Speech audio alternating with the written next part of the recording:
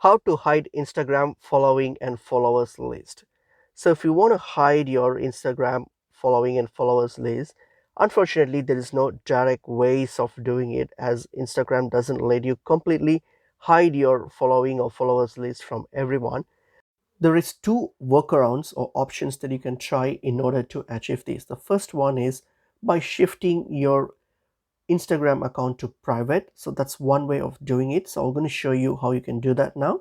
So when you make your account private, you can keep both the following and followers list hidden from people who don't follow you or some random people. So here is how you can do it and keep your and make your Instagram following and followers more private. So just open up your Instagram and go to your profile. So once you're on your profile here, so click on the top right, the hamburger icon, which is the three horizontal lines. Click on it and then click on it, and then here scroll down. Once you're on the settings and activity page, scroll down and you will see account privacy. So when you see account privacy, tap on the account privacy, and then what you're going to do is you'll see an option called private account. Just tap it and turn it on. So it's going to ask you whether you want to switch to private account. Just tap on switch to private account, so you can switch to your private account. So this will keep your following and followers list hidden from people who don't actually follow you.